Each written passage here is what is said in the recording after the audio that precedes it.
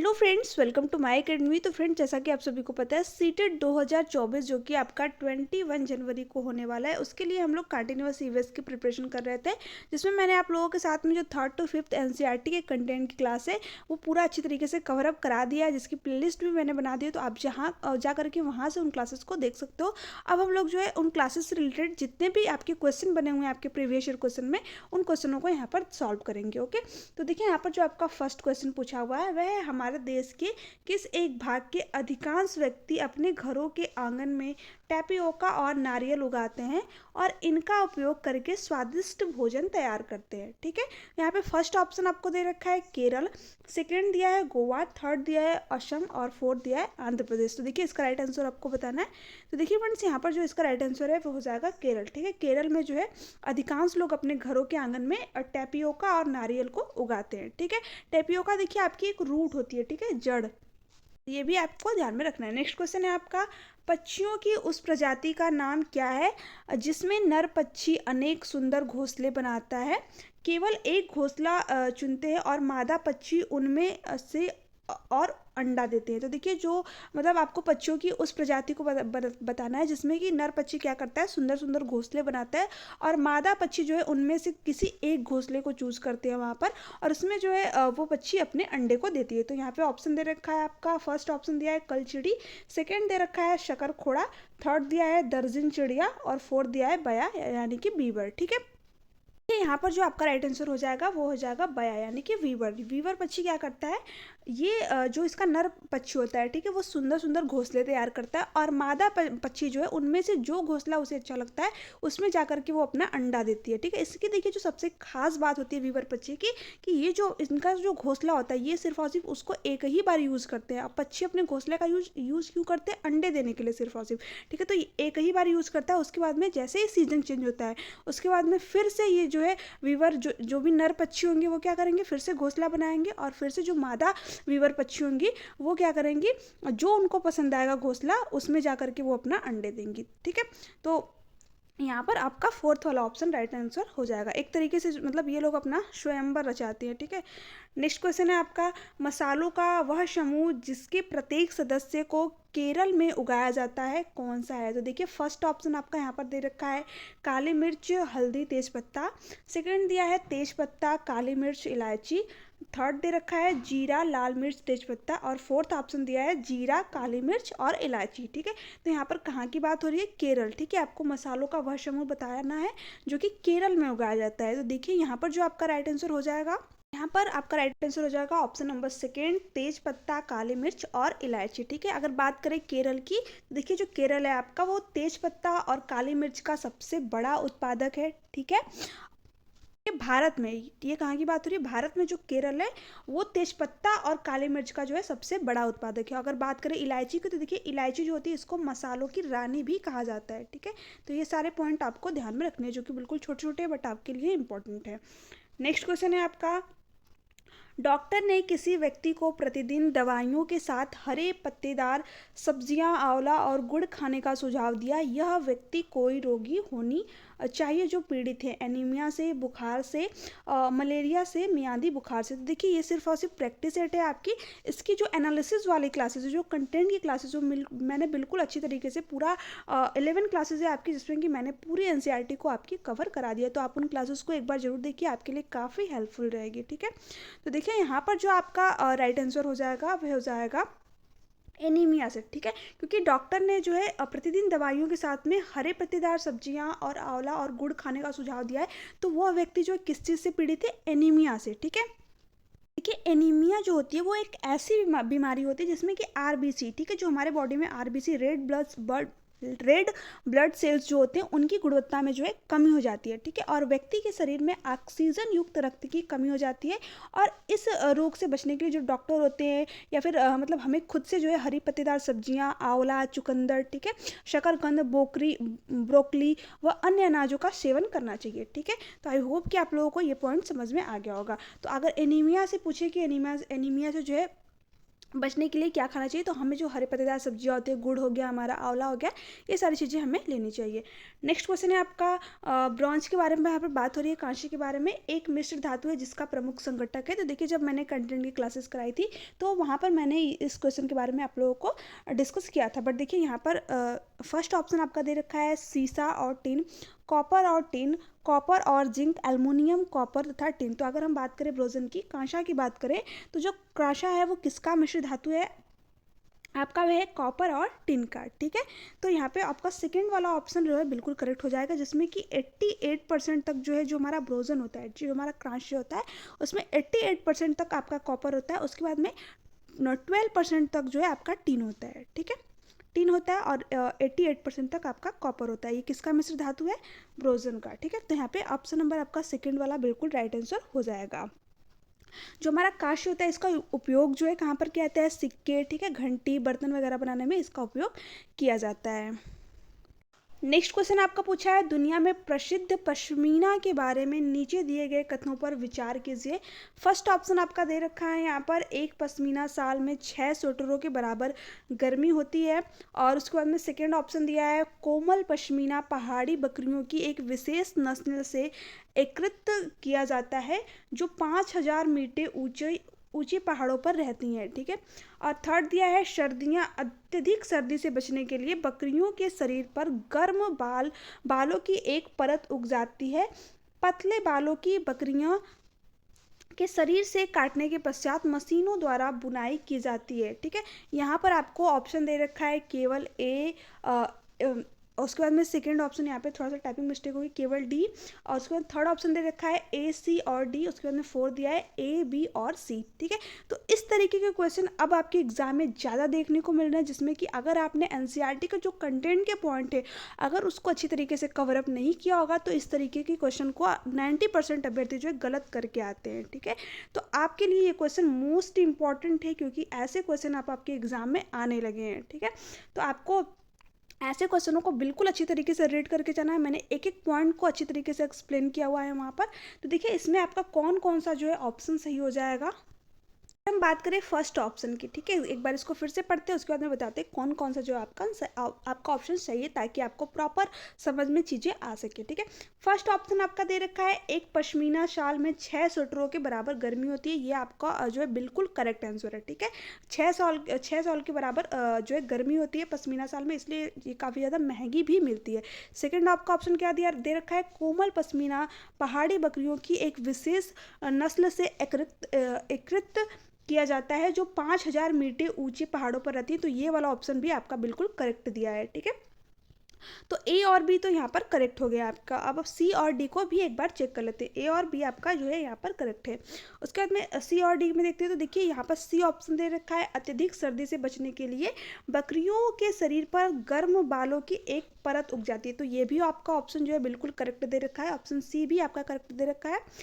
D दे रखा है, पतले बालों को बारीकियों के शरीर से काटने के पश्चात मशीनों द्वारा बुनाई की है। तो ये आपका ऑप्शन बिल्कुल गलत है, क्योंकि जो पश्मीना शाल होती है इसको मशीनों के द्वारा नहीं बुनाया जाता है, क्योंकि जो बकरी का बाल होता है जो कि 5000 मीटर की ऊंचाई पर वो लोग रहती है उतनी सर्दी में, तो उनके बाल बिल्कुल पतले होते हैं। ठीक है, जो हमारा एक बाल है उससे 6 गुना जो है उनके बाल पतले होते हैं, तो इसलिए उनको मशीनों से नहीं बनाया जाता, उनको जो है हाथों के द्वारा पश्मीना शाल को तैयार किया जाता है, इसलिए वो काफ़ी ज़्यादा महंगी मिलती है। और एक पश्मीना शाल को तैयार करने में लगभग 250 घंटे लगते हैं। ठीक है, और उसको तैयार कौन करता है, ठीक है, लद्दाख की जो चंपा जनजाति के लोग हैं, ठीक है, वो लोग जो है पश्मीना शाल बनाने के लिए प्रसिद्ध हैं। तो यहाँ पे आपका कौन सा ऑप्शन राइट हो जाएगा, डी वाला तो आपका गलत हो गया। ठीक है, तो आपका कौन सा ऑप्शन सही है, ए, बी और सी। ठीक है, जो कि कौन से ऑप्शन में दे रखा है आपका ऑप्शन नंबर फोर्थ में। तो यहाँ पे फोर्थ वाला जो है आपका ऑप्शन बिल्कुल करेक्ट हो जाएगा। तो ये सारे पॉइंट जो भी मैंने आपको बताया इनको भी आपको ध्यान में रखना है। नेक्स्ट आपका क्वेश्चन दे रखा है क्वेश्चन नंबर 7, किस वर्ष भुज गुजरात में भूकंप आया था जिसमें कम से कम 1000 लोगों की मृत्यु हुई थी। फर्स्ट ऑप्शन आपका दे रखा है 2000 में, 2001 में, 2002 में, 2004 में। ठीक है, तो देखिए यहाँ पर भुज की बात हो रही है। ठीक है, ये कहाँ पर है, गुजरात के कच्छ में। ठीक है, और जो है इसमें यहाँ पर भूकंप कब आया था, 26 26 जनवरी, ठीक है, 26 जनवरी 2001 को जो है गुजरात के भुज में भूकंप आया था, जिसमें कि हजारों लोगों की जो है जान गई थी।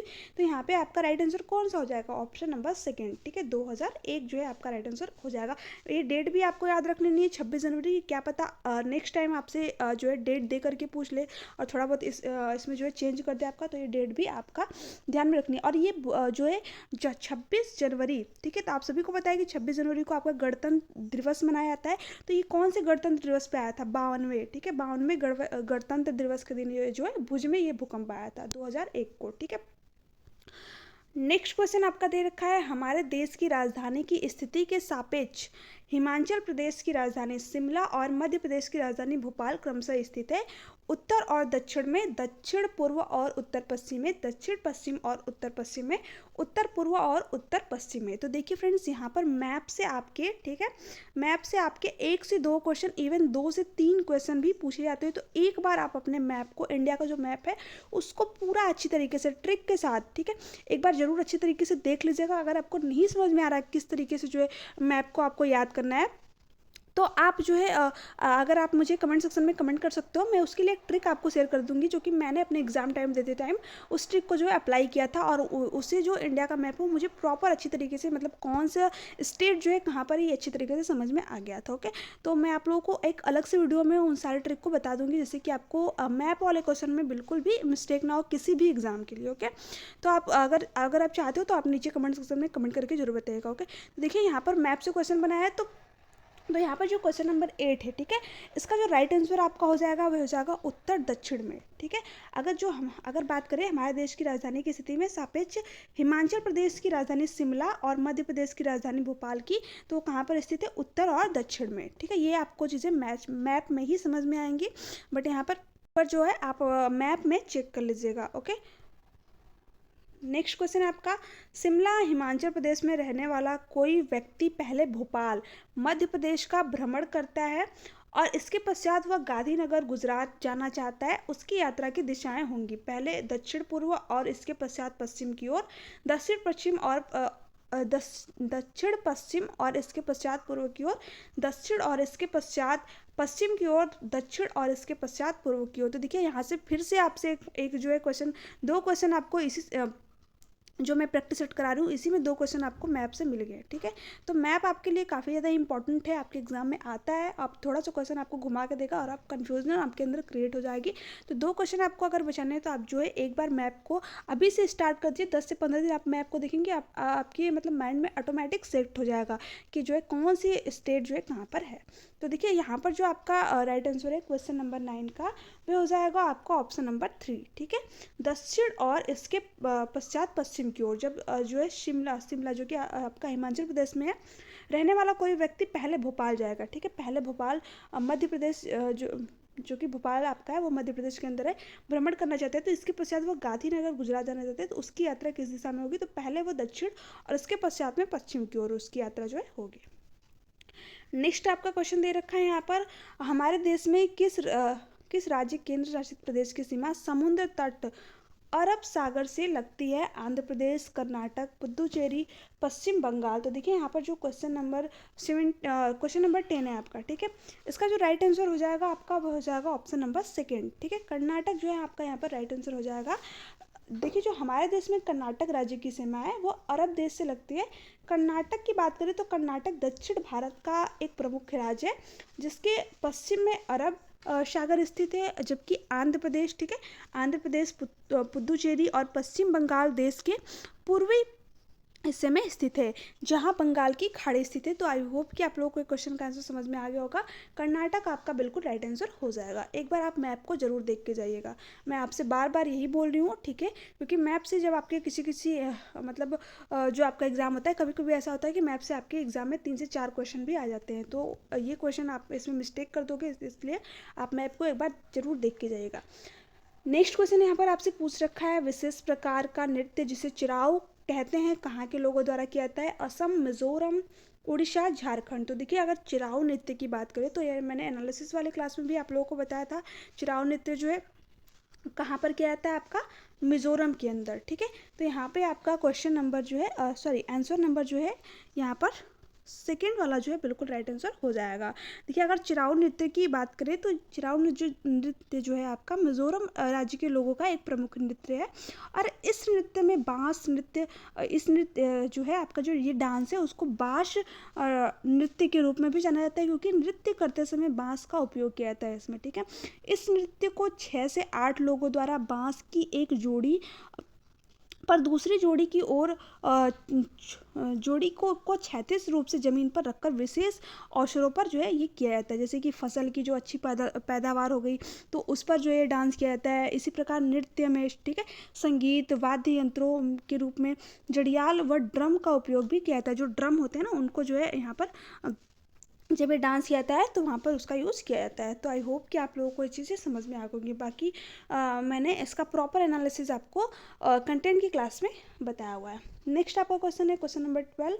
तो देखिए यहाँ पर दे रखा है यदि आप भारत के मानचित्र पर सरल रेखा AB कोलकाता पश्चिम बंगाल की राजधानी जो बिंदु A पर स्थित है से पुदुचेरी जो बिंदु B तक खींचिए तो बिंदु बी के सापेक्ष बिंदु ए की दिशा क्या होगी। तो देखिए यहाँ पर जो आपका राइट आंसर हो जाएगा वह होगा आपका उत्तर पूर्व, ठीक है। क्यों क्यों देखिए कि अगर आप जो है भारत के मानचित्र पर सरल रेखा जो ए बी कोलकाता पश्चिम बंगाल की राजधानी ए बिंदु जो कि बिंदु ए पर है, पुदुचेरी जो बिंदु बी पर है, उसे खींचेंगे तो बी के सापेक्ष जो है बिंदु ए की दिशा कहाँ पर होगी, आपकी उत्तर पूर्व दिशा में होगी, ठीक है। तो यहाँ पे आपका फोर्थ वाला ऑप्शन राइट हो जाएगा। ये सारे क्वेश्चन आपके मैप से आए हुए हैं, ठीक है। देखिए ये जो आपका मैंने प्रैक्टिस सेट लिया हुआ है इसमें लगभग 4 क्वेश्चन आपके अभी तक जो है मैप से पूछे गए हैं, तो आप मैप को बिल्कुल भी इग्नोर मत कीजिएगा। नेक्स्ट क्वेश्चन है आपका, उस महिला व्यायामी खिलाड़ी का नाम क्या नाम है जिसने 12 वर्ष की आयु में ही वजन उठाने का अभ्यास आरंभ कर दिया था। 130 किलोग्राम तक वजन उठाने में सफलता प्राप्त की तथा अंतर्राष्ट्रीय प्रतिस्पर्धाओं में 29 मेडल जीते हैं, ठीक है। फर्स्ट ऑप्शन दे रखा है Sunita William, Waheeda prism. Third option दिया है वछेंद्री पाल। फोर्थ दिया है कर्णम मल्लेश्वरी। तो ये किसकी बात हो रही है यहाँ पर, कर्णम मल्लेश्वरी, ठीक है। यहाँ पर फोर्थ वाला ऑप्शन आपका राइट आंसर हो जाएगा, जिन्होंने कि 12, ठीक है, 12 वर्ष की आयु में जो है वजन उठाने का अभ्यास प्रारंभ कर दिया था और उन्होंने जो है 130 किलोग्राम तक अभी तक जो ये वज़न उठा सकती हैं। उसके बाद में इन्होंने 29 मेडल भी जीते हैं, ठीक है। कर्णम मल्लेश्वरी भारत की पहली भारोत्तोलक है और ये ओलंपिक खेलों जैसे कि सिडनी में जो है 2000 में कांस्य पदक जीतने वाली प्रथम महिला खिलाड़ी थी, ठीक है।